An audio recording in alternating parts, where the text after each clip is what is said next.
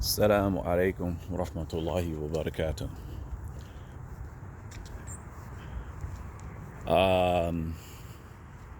I was up in the air about continuing to make videos. I felt like I'd said everything that I needed to say about the topics that we were discussing. But then, but then last Jumu'ah, not yesterday, but the one before that, I went to the local masjid that is near the university. A lot of people go there. I don't normally go there for Jumu'ah, but I had finished teaching my classes, got out a little bit late, so I had to go there. Anyway, the imam takes to the minbar and he proceeds to talk about being neighborly, being kind to your neighbors, how we as Muslims should treat our neighbors. And then he tells a story of how parking for Jumu'ah is always an issue. The parking lots get filled up, and then there's a school across the street and a church down the street and something else down the street where Muslims just take the liberty of just parking and taking up these people's parking space. So some non-African American Muslims parked in a specific place. An African American woman who was, I guess, an official or an employee of the place that these people were parking, she came out and asked them not to park there, and they turned around and said, "Shut up," and used the N-word. Nigger. That's what these Muslims said to this black woman. Shut up. Nigger. So when we talk about, do we have issues in the Ummah with racism, this is just another example. This is just another example of the sickness that we have in our hearts as Muslims, how we are not living what we claim to follow. I'll leave that issue to the side. Another issue that I've been sort of looking into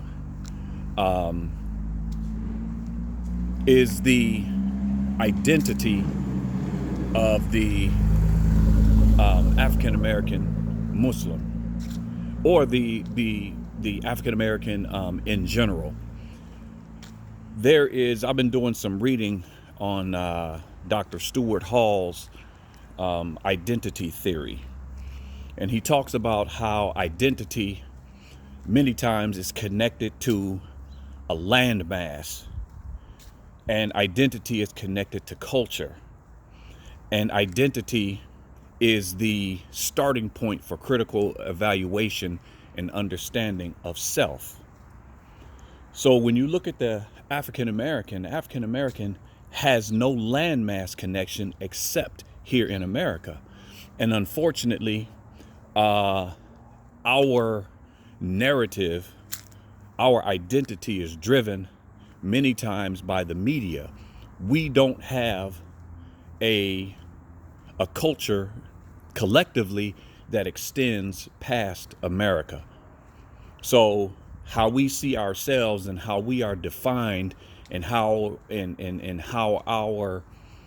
we understand our personal agency is normally defined by others, because we don't have a reference point to say, no, this is who we are, this is our language, this is our culture, this is our food, this is our cultural mores and norms, and what's acceptable and what's not acceptable.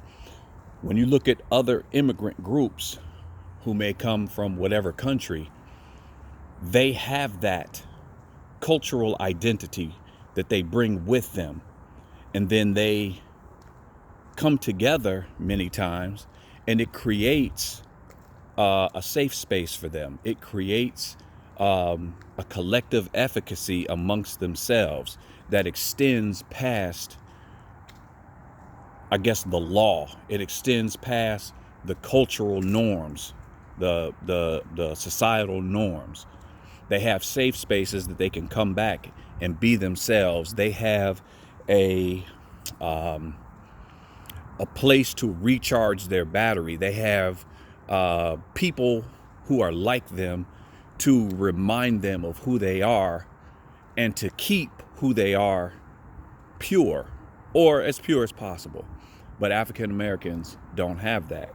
We have what we have here in America, and the culture here in America for African Americans many times, like I said, is media driven by entertainment, is driven by music, and even that is not controlled by African Americans themselves. It's controlled by someone else who decides and determines what music, what images, what acting roles are going to be portrayed, what's going to be seen on the screen, and what's going to come through your speakers.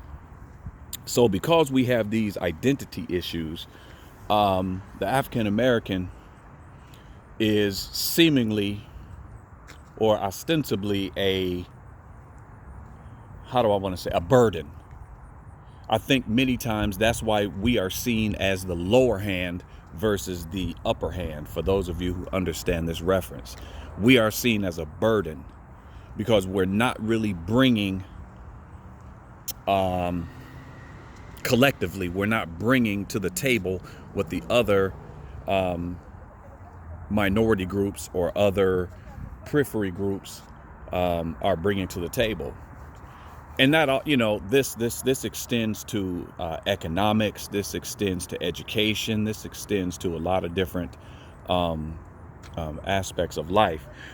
When you look at an African American who attaches himself to the ulama or the scholars or the people of a specific space or country, they tend to then adopt their way of dressing. They tend to adopt the food that they eat. You see a brother who attaches himself to the Jamaat Tabligh, and all of a sudden he's looking like he's from Pakistan, and he's eating the food consistently of the people of that region.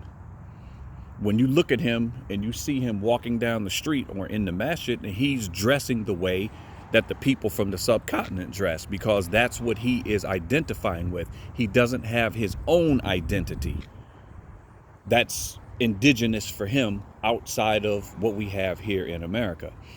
If you look at an African American who takes from the ulama of the Khalij, be it Saudi Arabia, be it Kuwait, wherever, then they tend to dress in the fashion of those people who are from that area, because that's what they are identifying with. Because again, they don't have their own identity. Their identity is blurred and up in the air, and it blows with the wind. It's not concrete. It doesn't have a strong base. But if you see, and I've noticed this, I was in Southeast Asia and I fell asleep in the masjid one day.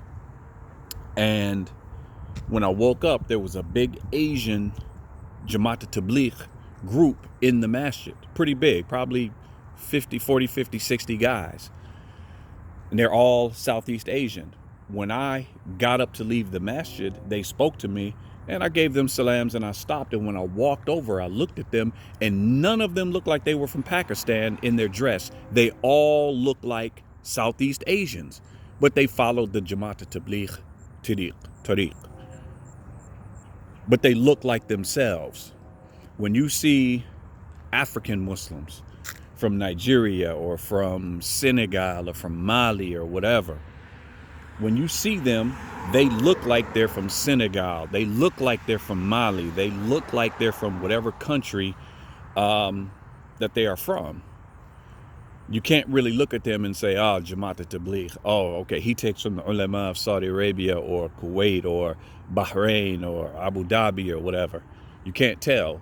They look like they are from the country that they are from.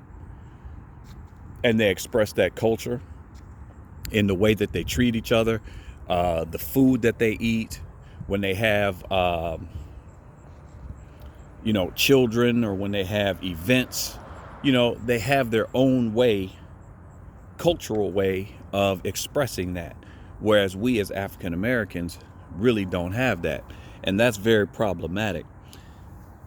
That ends up, oh, in reality, I think if you want to understand the shortcomings and the lacking in the African American Muslim community, you don't have to go any further than understanding the pathologies, shortcomings, and issues that are expressed in the non-Muslim African American community, because many times they are synonymous. The African American Muslim comes from the African American community, and the history that we have collectively, the problems that we have collectively, the collective history and collective experience that we as African Americans have extends into the Ummah at the point that we take Shahadatain. We are not instantly cleansed of the effects of the oppression and the lack of quality education, lack of health care, or quality health care, access to resources, money, the whole nine. We bring all of that into the Ummah. Whatever masjid that we go to, all of that is coming with us. And unfortunately, some of the other Muslims from other countries who don't have these issues end up looking at us as some type of pariah. Give the salams. Akhi, assalamu alaikum rahmatullahi wa barakatuh. Wa alaikum assalam rahmatullahi wa barakatuh. Akhi, I understand you have 3 daughters that are of the age to be married. Can I marry one of your daughters? La. See, you're good for the salams. You're good to even have a meal with, but not good enough to marry my daughter. You're not good enough to come into my inner circle many times. So, just a few thoughts. Just let me know what you think. I'm sure I'll get a lot of feedback on this one.